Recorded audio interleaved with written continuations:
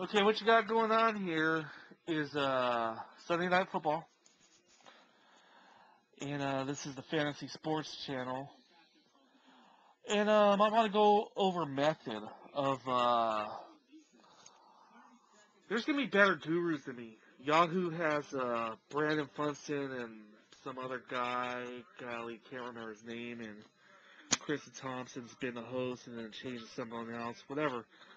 Yahoo's not the only .com that has fantasy sports. ESPN has CBS Sports, but we're going to mostly center on Yahoo.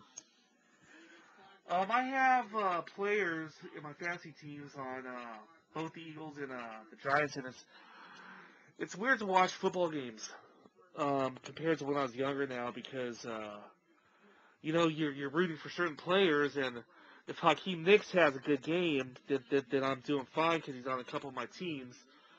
If Ahmad Bradshaw starts scoring touchdowns, which I don't know if that's him or Brandon Jacobs or who, then all of a sudden I'm in the shithole. But here's how we're doing this. Here's how I cover the next few sites. Number one, we're going to talk about the draft. Then we're going to talk about adjustments after the draft. We're going to talk about managing the rosters. And you got to keep in mind, there's two different seasons. With all hope, there's two different seasons: the regular season and the playoff season. So basically, don't panic. If you have a bad draft, your star player goes down, don't panic, because the season that matters is the playoffs. On one of my fantasy teams, as far as fantasy football goes, I have 11 teams right now, by the way. I showed 4 of them in a prior piece, but I have multiple Yahoo accounts, and each Yahoo account allows 4 teams, and as long as you're responsible, I'm sure there's no problem with it. And as long as you're not cheating, and hey man, I'm gonna join this league twice, because it happens. I would have 12 actually, except that some sucker out there, and I'll show you in the later pieces, but we can't hit it all in one video segment. Some sucker out there decided that he's going to control the whole league.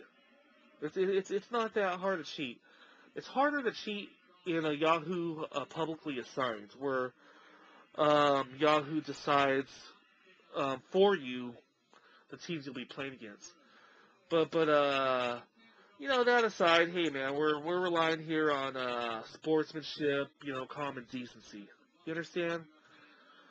And what you'll notice here too is this is a NBC Channel 4 Sunday Night Football commercial, but what you're hearing out there is actually Sirius X, satellite radio. So I'd rather listen to games from the satellite radio and watch it. I've been a Laker fan since I was a young kid, and me and my buddies used to listen to Chick Hearn on the radio and shut off the volume on TV and watch Laker games like that. Let me have my last drink of beer here, and then we'll finish this part up. There's a certain registration period in these fantasy sports leagues. I like to start my teams before the season starts. It just feels better, but you can always register after the season's already started. Football's already closed, but I think basketball's open. And I have a basketball team. It's called the Sneakers. Homercocktail at yahoo.com. That's my main Yahoo source for my fantasy teams. And I thought there's different kind of leagues.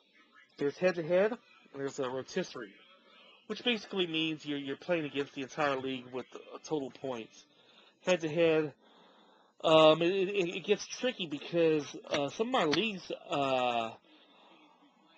I do well in points, but if you're matched up against the wrong teams at the wrong time, you still lose. And what I want to show is the draft. with the basketball and show how to adjust your rankings and whatnot.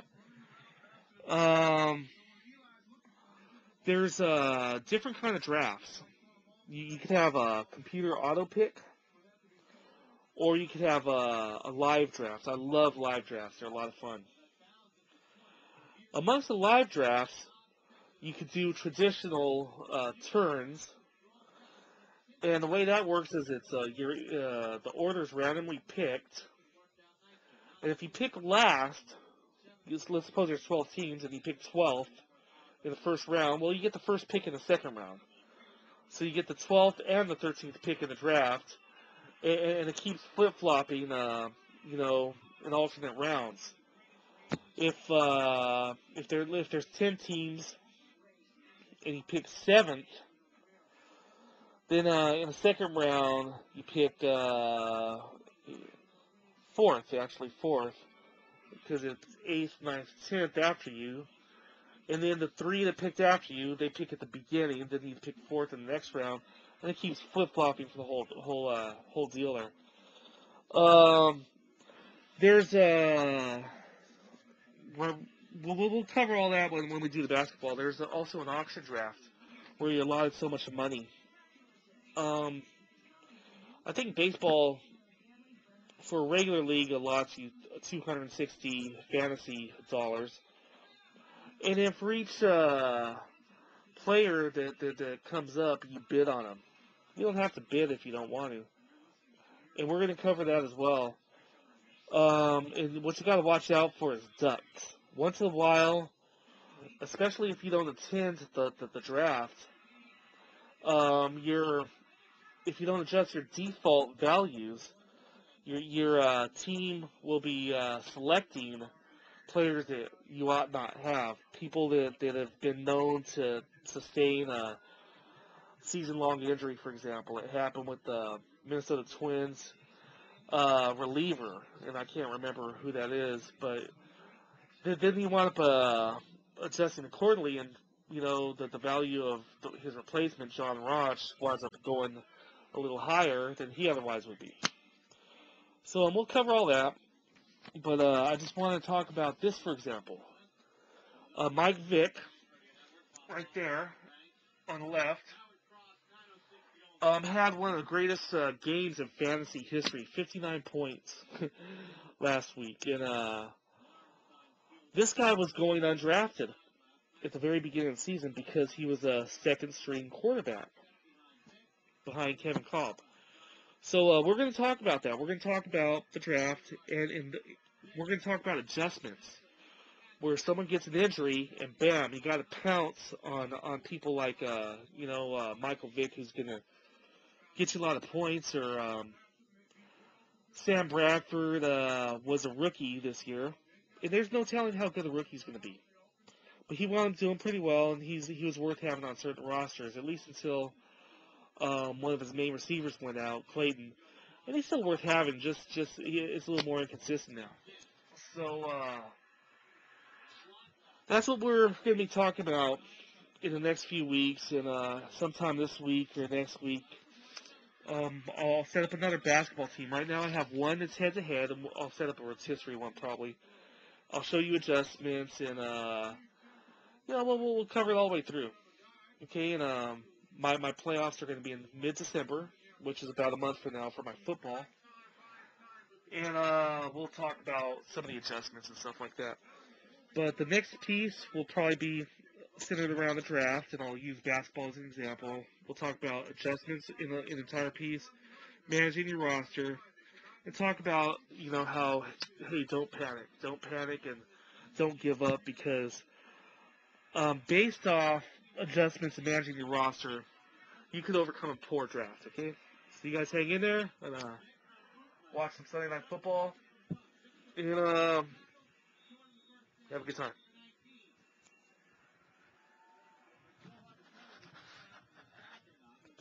Ugh.